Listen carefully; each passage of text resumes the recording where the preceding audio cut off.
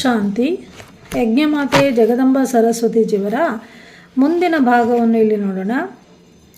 ಮಧುಬನದಿಂದ ಬ್ರಹ್ಮಕುಮಾರಿಯವರಾದಂತಹ ಮೋಹಿನಿ ಬೆಹೆನ್ಜಿಯವರು ತಮ್ಮ ಅನುಭವವನ್ನು ಇಲ್ಲಿ ತಿಳಿಸ್ತಾ ಇದ್ದಾರೆ. ನಾನು ಮೊದಲ ಬಾರಿಗೆ ಕ್ರಿಸ್ತಿಶಕ 1955ರಲ್ಲಿ ಅಬುವಿನಲ್ಲಿ ಮಮ್ಮಾರವರನ್ನು ಭೇಟಿ ಮಾಡಿದೆ. ಆ ಸಮಯದಲ್ಲಿ ನಾನು 14 ವರ್ಷ ವಯಸ್ಸಿನವಳಾಗಿದ್ದೆ. ನಾನು ಮಮ್ಮ ಬಾವರವರನ್ನು ನೋಡಿದಾಗ ಅವರು ಲೈಟಿನ ಕಿರಣಗಳ ಮಧ್ಯೆ ಇರುವುದು ನನಗೆ ಕಂಡುಬಂದಿತು. ಅವರ ದೃಷ್ಟಿ ನನ್ನ ಮೇಲೆ ಬೀಳುತ್ತಿದ್ದಂತೆ ನಾನು ಎಲ್ಲಿಗೆ ಬಂದಿದ್ದೇನೆ, ಈ ಪ್ರಪಂಚಕ್ಕಿಂತ ಭಿನ್ನ ಹಾಗೂ ಪ್ರಿಯವಾದ ಯಾವ ಸೂಕ್ಷ್ಮ ದೇವತೆಗಳ ಪ್ರಪಂಚಕ್ಕೆ ಬಂದುಬಿಟ್ಟೆ ಎಂದು ನನಗೆ ರೋಮಾಂಚನವಾಯಿತು ಅಂತ ಇಲ್ಲಿ ತಿಳಿಸ್ತಾ ಇದ್ದಾರೆ. ಆ ಸಮಯದಲ್ಲಿ ನನಗೆ ಈ ಜ್ಞಾನ ಅಷ್ಟಾಗಿ ತಿಳಿದಿರಲಿಲ್ಲ. ಆದರೆ ಬ್ರಹ್ಮ ಬಾಬರವರ ತನುವಿನಲ್ಲಿ ಶಿವಪಿತನ ಅವತರಣೆಯಾಗಿದೆ. ಅವರು ಈ ಈಶ್ವರೀಯ ಜ್ಞಾನವನ್ನು ಕೊಡುತ್ತಿದ್ದಾರೆ ಎಂಬ ನಿಶ್ಚಯವಂತೂ ಇತ್ತು. ಬಾಬಾ ನನ್ನನ್ನು ನೋಡಿ ಮಮ್ಮಾರವರಿಗೆ ಹೇಳಿದರು, ಮಮ್ಮ, ಈ ಮಗುವಿಗೆ 7 ದಿನಗಳ ಕೋರ್ಸ್ ಕೊಡಿ. ನನಗೂ ಬಾಬಾ ಹೇಳಿದರು, ನೀನು ಮಮ್ಮಾರವರಿಂದ 7 ದಿನ ಜ್ಞಾನವನ್ನು ಕೇಳು. ಬಾಬಾರವರಿಗೆ ಚಿಕ್ಕ ಮಕ್ಕಳೊಂದಿಗೆ ವಿಶೇಷ ಸ್ನೇಹವಿತ್ತು ಮತ್ತು ಜ್ಞಾನದ ಪಾಲನೆಯನ್ನು ಕೊಡುವುದರ ಬಗ್ಗೆ ವಿಶೇಷ ಗಮನವಿತ್ತು. ಬಾಬಾ ಹೇಳುತ್ತಿದ್ದರು, ಈ ಚಿಕ್ಕ ಚಿಕ್ಕ ಮಕ್ಕಳು ಕುಳಿತು ಯಾರಿಗಾದರೂ ಜ್ಞಾನವನ್ನು ಹೇಳಿದರೆ ಕೇಳುವವರು ಬಹಳ ಪ್ರಭಾವಿತರಾಗುತ್ತಾರೆ ಮತ್ತು ನಾನು ಸಹ ಇವರಂತೆ ಆಗಬೇಕು ಅಥವಾ ನಮ್ಮ ಮಕ್ಕಳು ಇವರಂತೆ ಆಗಬೇಕೆಂದು ಯೋಚಿಸುತ್ತಾರೆ. ಮಮ್ಮಾರವರು ನನಗೆ 3 ದಿನಗಳಲ್ಲಿ ಈ ಈಶ್ವರಿ ಜ್ಞಾನದ ಸಾಪ್ತಾಹಿಕ ಕೋರ್ಸ್ ನೀಡಿದರು. ಪ್ರತಿದಿನ ಸಂಜೆ ಬಾಬಾರವರು ಆ ಪಾಠದ ಪರೀಕ್ಷೆ ಮಾಡುತ್ತಿದ್ದರು. ಬಾಬಾ ಪ್ರಶ್ನೆ ಕೇಳುತ್ತಿದ್ದರು ಮತ್ತು ನನ್ನ ಉತ್ತರ ಕೇಳಿ ಬಹಳ ಸಂತೋಷ ಪಡುತ್ತಿದ್ದರು. ಈ ರೀತಿಯಾಗಿ ಜ್ಞಾನೇಶ್ವರಿ ಸರಸ್ವತಿ ತಾಯಿಯು ನನಗೆ ಜ್ಞಾನವನ್ನು ಕಲಿಸಿದರು. ಯೋಗದ ಅಭ್ಯಾಸವನ್ನು ಕೂಡ ಮಾಡಿಸಿದರು. ಪಾಲನೆಯ ಶಕ್ತಿ ಮಮ್ಮಾರವರ ವಿಶೇಷತೆ ಆಗಿತ್ತು. ಮಮ್ಮಾರವರು ಎಷ್ಟೊಂದು ಪ್ರೀತಿಯನ್ನು ಕೊಟ್ಟರು ಎಂದರೆ ಬಹುಶಃ ಲೌಕಿಕ ತಾಯಿಯೂ ಕೊಟ್ಟಿರಲಿಲ್ಲ. ಮಮ್ಮಾರವರ ಸೂಚನೆಗಳು, ಪಾಲನೆ ಮತ್ತು ಪ್ರೀತಿಯು ನನ್ನ ಜೀವನವನ್ನೇ ಬದಲಾಯಿಸಿತು. ಮಮ್ಮಾರವರೇ ನನಗೆ ಭಾಷಣ ಮಾಡುವುದನ್ನು ಕಲಿಸಿದರು. ಒಂದು ಸಾರಿ ಮಮ್ಮ ಭಾಷಣ ಮಾಡಲು ಹೊರಗೆ ಹೋಗುವವರಿದ್ದರು. ಮಮ್ಮ ಹೇಳಿದರು, ನೀನು ನನ್ನ ಜೊತೆಯಲ್ಲಿ ಬಾ, ಅಲ್ಲಿ ಮೊದಲು ನೀನು ಭಾಷಣ ಮಾಡು, ನಂತರ ನಾನು ಭಾಷಣ ಮಾಡುತ್ತೇನೆ. ನಾನು ಹೇಳಿದೆ, ಮಮ್ಮ, ನನಗಂತೂ ಭಾಷಣ ಮಾಡಲು ಬರುವುದೇ ಇಲ್ಲ ಮತ್ತು ಇಷ್ಟೊಂದು ಜನರ ಎದುರಿನಲ್ಲಿ ಹೇಗೆ ಮಾತನಾಡಲಿ? ಆಗ ಮಮ್ಮ ಹೇಳಿದರು, ನೀನು ಆ ದೊಡ್ಡ ದೊಡ್ಡ ಶರೀರಗಳಿಗೆ ಜ್ಞಾನವನ್ನು ಹೇಳುತ್ತಿದ್ದೀನೋ, ನೀವಂತೂ ಆತ್ಮಗಳಿಗೆ ಜ್ಞಾನವನ್ನು ಹೇಳಬೇಕಾಗಿದೆ. ನೀನು ಆತ್ಮಗಳನ್ನು ನೋಡಬೇಕು. ಚಿಕ್ಕ ಚಿಕ್ಕ ಬಿಂದು ಆತ್ಮಗಳನ್ನು ನೋಡುತ್ತಾ ಭಾಷಣ ಮಾಡು. ಆ ಸಮಯದಲ್ಲಿ ನಾನು ಆತ್ಮದ ಬಗ್ಗೆ ಭಾಷಣ ಮಾಡಿದೆ. ಮೊದಲು ನಾನು ಭಾಷಣವನ್ನು ಬರೆದು ಮಮ್ಮಾರವರಿಗೆ ತೋರಿಸಿದೆ ಮತ್ತು ಮಮ್ಮಾರವರು ಅದನ್ನು ಸರಿಪಡಿಸಿ ಕೊಟ್ಟಿದ್ದರು. ಈ ರೀತಿಯಾಗಿ ಮಮ್ಮಾರವರು ನನಗೆ ಪ್ರೀತಿಯನ್ನು ನೀಡಿದರು, ಪಾಲನೆಯನ್ನು ಕೊಟ್ಟರು, ಜ್ಞಾನವನ್ನು ತಿಳಿಸಿದರು, ಯೋಗಾಭ್ಯಾಸವನ್ನು ಕೂಡ ಮಾಡಿಸಿದರು ಮತ್ತು ಭಾಷಣ ಮಾಡುವುದನ್ನು ಕಲಿಸಿಕೊಟ್ಟರು. ಮಮ್ಮಾರವರು ಬಾಬಾರವರ ಒಂದು ಆಜ್ಞಾಕಾರಿ ಮಗುವಾಗಿದ್ದರು. ಇದರ ಒಂದು ಉದಾಹರಣೆಯನ್ನು ನಾನು ನಿಮಗೆ ತಿಳಿಸುತ್ತೇನೆ. ಒಂದು ಸಲದ ಮಾತಾಗಿದೆ. ಮಮ್ಮ ಬಾಬಾರವರ ಜೊತೆ ಮಿಲನ ಮಾಡಲು ಒಂದು ಪಾರ್ಟಿ ಅಬುವಿಗೆ ಬಂದಿತ್ತು. ಅವರು ಆ ದಿನವೇ ಹೋಗಬೇಕಾಗಿತ್ತು. ಅವರು ಮಮ್ಮ ಬಾಬಾರವರಿಂದ ಬೀಳ್ಕೊಡುಗೆಯನ್ನು ತೆಗೆದುಕೊಳ್ಳಲು ಹೋದಾಗ ಬಾಬಾರವರು ಮಮ್ಮಾರವರಿಗೆ ಹೇಳಿದರು, ಮಮ್ಮ, ಮಕ್ಕಳು ಹೋಗುತ್ತಿದ್ದಾರೆ, ಇವರಿಗಾಗಿ ಸಬ್ಬಕ್ಕಿಯ ಹಲ್ವಾ ಮಾಡು. ಮಮ್ಮ ಹೇಳಿದರು, ಜಿ ಬಾಬಾ. ನಾನಂತೂ ಮಮ್ಮಾರವರ ಮಾತನ್ನು ಕೇಳಿ ಕಕ್ಕಾಬಿಕ್ಕಿಯಾದೆ. ಅವರುಗಳು ಈಗ ಹೋಗುತ್ತಿದ್ದಾರೆ. ಸಬ್ಬಕ್ಕೆ ಹಲ್ವಾ ಮಾಡಲು ಬಹಳ ಸಮಯ ಹಿಡಿಸುತ್ತದೆ. ಇಷ್ಟು ಬೇಗ ಹಲ್ವಾ ಹೇಗೆ ಆಗುತ್ತದೆ? ಆಗ ಮಮ್ಮ ಮುಗುಳ್ನಗೆ ನಕ್ಕರು ಮತ್ತು ಹೇಳಿದರು, ಬಾಬಾ ಹೇಳಿದ್ದಾರೆಂದರೆ ಆಗಿಯೇ ಆಗುತ್ತದೆ. ಮಮ್ಮ ಹಲ್ವಾ ಮಾಡಲು ಕುಳಿತುಕೊಂಡರು. ಪಾರ್ಟಿಯವರಂತೂ ಹೊರಟು ಹೋದರು. ನಾನು ಹೋಗಿ ಮಮ್ಮಾರವರಿಗೆ ಅವರು ಹೊರಟು ಹೋದರು ಎಂದು ಹೇಳಿದೆ. ಮಮ್ಮ ಹೇಳಿದರು, ಸರಿ ಎಂದು ಹೇಳಿ ಹಲ್ವಾ ಮಾಡುತ್ತಲೇ ಇದ್ದರು. ನಂತರ ನಾನು ಹೊರಗಡೆ ಹೋಗಿ ನೋಡಿದೆ. ಅವರುಗಳು ಗೇಟಿನಿಂದ ಹೊರಗಡೆ ಹೊರಟು ಬಿಟ್ಟಿದ್ದರು. ನಾನು ಪುನಃ ಬಂದು ಮಮ್ಮಾರವರಿಗೆ ಹೇಳಿದೆ, ಮಮ್ಮ, ಅವರು ಅಲ್ಲಿಯವರೆಗೆ ಹೋಗಿದ್ದಾರೆ ಎಂದು. ಮಮ್ಮ ಸರಿ ಎಂದು ಹೇಳಿದರು. ಮಮ್ಮ ಮಾಡುತ್ತಲೇ ಇದ್ದರು. ಅವರು ಬಸ್ ಸ್ಟ್ಯಾಂಡಿಗೆ ಹೊರಟು ಹೋದರು. ನಂತರ ಬಾಬಾ ಬಂದು, ಮಮ್ಮ, ಹಲ್ವಾ ಆಯಿತಾ ಎಂದು ಕೇಳಿದರು. ಮಮ್ಮ ಹೇಳಿದರು, ಹೌದು ಬಾಬಾ, ಆಗ್ತಾ ಇದೆ. ಕೊನೆಗೂ ಹಲ್ವಾ ತಯಾರಾಯಿತು. ಬಾಬಾ ಹಲ್ವವನ್ನು ಒಂದು ಡಬ್ಬಿಯಲ್ಲಿ ತುಂಬಿ ಒಬ್ಬ ಸಹೋದರನಿಗೆ ಹೇಳಿದರು, ಈ ಡಬ್ಬಿಯನ್ನು ಬಸ್ ಸ್ಟ್ಯಾಂಡಿಗೆ ಹೋಗಿ ಆ ಮಕ್ಕಳಿಗೆ ಕೊಟ್ಟು ಬನ್ನಿ. ಆ ಸಮಯದಲ್ಲಿ ಯಜ್ಞದಲ್ಲಿ ಯಾವುದೇ ಗಾಡಿ ಇರಲಿಲ್ಲ. ಆ ಸಹೋದರನು ಓಡುತ್ತಾ ಬಸ್ ಸ್ಟ್ಯಾಂಡ್ ತಲುಪಿದರು. ಬಸ್ಸು ಹೊರಡುತ್ತಾ ಇತ್ತು. ಆ ಸಹೋದರನು ಕೈ ಅಡ್ಡ ಹಿಡಿದುದರಿಂದ ಬಸ್ಸು ನಿಂತಿತು. ಬಸ್ಸಿನಿಂದ ಪಾರ್ಟಿಯ ಒಬ್ಬ ಸಹೋದರ ಹೊರಗೆ ಬಂದರು.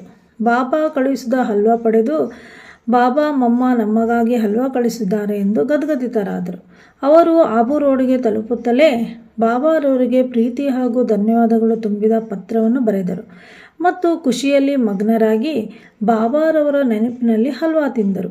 ಈ ರೀತಿಯಾಗಿ ಮಮ್ಮ ಬಾಬಾರವರು ಮಕ್ಕಳನ್ನು ಸುಖ ಸಂತೋಷದಲ್ಲಿಡುವುದೇ ತಮ್ಮ ಕರ್ತವ್ಯವೆಂದು ತಿಳಿದಿದ್ದರು. ಮಮ್ಮಾರವರ ಕಣ್ಣುಗಳು, ಮಮ್ಮಾರವರ ಮುಖಚರ್ಯೆ ಎಷ್ಟೊಂದು ಆತ್ಮೀಯತೆಯಿಂದ ತುಂಬಿರುತ್ತಿತ್ತೆಂದರೆ ಯಾರೇ ಆಗಲಿ ಅವರನ್ನು ಒಂದು ಸರಿ ನೋಡಿದರೆ ಸಾಕು, ಜೀವನ ಪೂರ್ತಿ ಮರೆಯುತ್ತಿರಲಿಲ್ಲ. ಮಮ್ಮಾರವರ ಪ್ರೀತಿ ಹಾಗೂ ಪಾಲನೆಯನ್ನು ಯಾರು ಪಡೆದರೋ ಅವರು ಈ ಜ್ಞಾನದಲ್ಲಿ ವ್ಯಕ್ತಿತ್ವ ಬಹಳ ಪ್ರಭಾವಶಾಲಿ ಹಾಗೂ ಶಕ್ತಿಶಾಲಿಯಾಗಿತ್ತು. ಮಮ್ಮಾರವರ ಮುಂದೆ ಹೊರಗಿನ ವ್ಯಕ್ತಿಗಳಾಗಿರಬಹುದು ಅಥವಾ ಯಜ್ಞವಸ್ತರಾಗಿರಬಹುದು, ಯಾರೂ ಸುಳ್ಳನ್ನು ಹೇಳಲಾಗುತ್ತಿರಲಿಲ್ಲ. ಅವರಿಗೆ ಧೈರ್ಯವೇ ಬರುತ್ತಿರಲಿಲ್ಲ. ಅವರು ಎದುರಿಗೆ ಬರುತ್ತಿದ್ದ ಹಾಗೆ ಅವರ ಆತ್ಮಿಕ ದೃಷ್ಟಿಯಿಂದ ಪ್ರಭಾವಿತರಾಗಿ ತಮ್ಮನ್ನು ಮಗುವೆಂದು ಅನುಭವ ಮಾಡುತ್ತಿದ್ದು, ಅವರನ್ನು ತಮ್ಮ ತಾಯಿ ಅಥವಾ ದೇವಿ ಶಕ್ತಿ ಎಂದು ಅನುಭವ ಮಾಡುತ್ತಿದ್ದರು. ಎಂತಹ ಮಾತು ಇರುತ್ತಿತ್ತೋ ಅದನ್ನು ಹಾಗೆಯೇ ಬಿಡುತ್ತಿದ್ದರು. ಎಂತಹ ಮಾತುಗಳು ಬರುತ್ತಿದ್ದೋ ಹಾಗೆಯೇ ಹೇಳಿಬಿಡುತ್ತಿದ್ದರು. ಮಮ್ಮಾರವರು ನಮ್ಮ ಚಿಕ್ಕ ಚಿಕ್ಕ ತಪ್ಪುಗಳನ್ನು ಸಹ ನೋಡಲು ಇಷ್ಟಪಡುತ್ತಿರಲಿಲ್ಲ. ಪ್ರತಿ ಮಗು ಸಹ ತಪ್ಪುಗಳಿಂದ ಮುಕ್ತರಾಗಬೇಕೆಂಬುದು ಇಚ್ಛೆ ಪಡುತ್ತಿದ್ದರು. ನಮ್ಮ ಕಾರಣದಿಂದ ಅನ್ಯರ ದಿನಚರಿಯಲ್ಲಿ ಯಾವುದೇ ತೊಂದರೆ ಆಗಬಾರದು ಅಥವಾ ಅವರ ಕೆಲಸದಲ್ಲಿ ಅಡಚಣೆ ಬರಬಾರದು ಎಂಬುದನ್ನು ಮಕ್ಕಳಾದ ನಮಗೆ ಕಲಿಸುತ್ತಿದ್ದರು. ಈ ವಿಷಯದಲ್ಲಿ ನನಗೆ ಒಂದು ಘಟನೆ ನೆನಪಿಗೆ ಬರುತ್ತಿದೆ.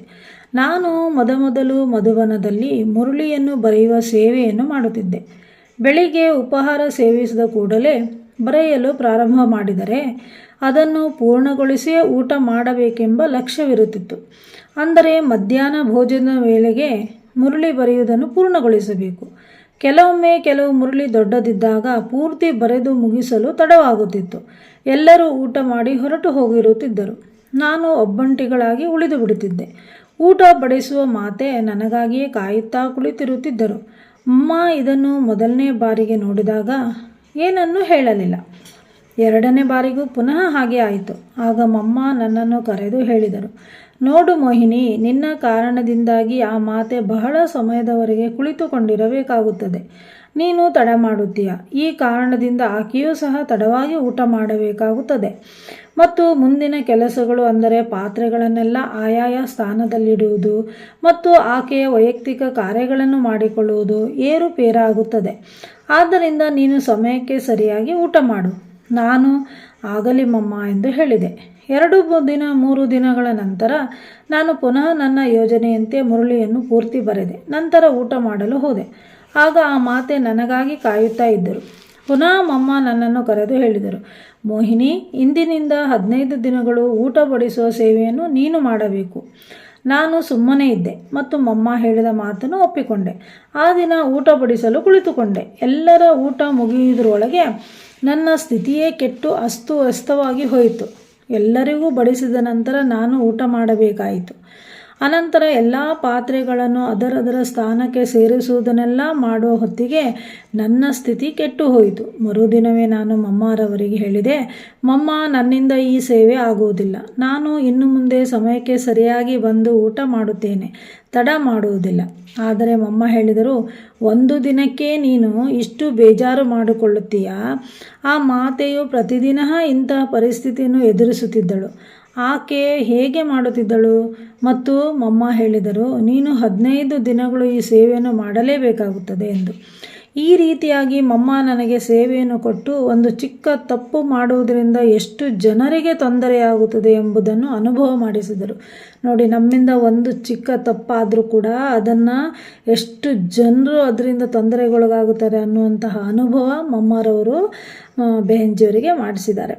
ಮತ್ತು ಪ್ರತಿಯೊಬ್ಬರೂ ತಮ್ಮ ತಮ್ಮ ಕೆಲಸಗಳನ್ನು ಸಮಯಕ್ಕೆ ಸರಿಯಾಗಿ ಮಾಡುವುದರಿಂದ ಸೇವೆಯಲ್ಲಿ ಎಲ್ಲರಿಗೂ ಎಷ್ಟೊಂದು ಸಹಯೋಗ ಮತ್ತು ಸಫಲತೆ ಸಿಗುತ್ತದೆ ಎಂದು ತಿಳಿಸಿದರು. ಆ ದಿನದಿಂದ ನಾನು ನನ್ನ ಕಾರಣದಿಂದ ಬೇರೆಯವರ ಸೇವೆಯಲ್ಲಿ ಅಡಚಣೆ ಆಗಬಾರದು ಎಂಬ ಧಾರಣೆಯನ್ನು ಮಾಡಿಕೊಂಡೆ ಮತ್ತು ಈ ದಿನದವರೆಗೂ ಇದರ ಬಗ್ಗೆ ಗಮನವಿಡುತ್ತಾ ಬಂದಿದ್ದೇನೆ. ಮಮ್ಮಾರವರ ಬಾಯಿಂದ ನಾನು ಪ್ರಯತ್ನ ಮಾಡುತ್ತೇನೆ, ನೋಡುತ್ತೇನೆ ಎಂಬ ಮಾತುಗಳು ಎಂದಿಗೂ ಬರುತ್ತಿರಲಿಲ್ಲ.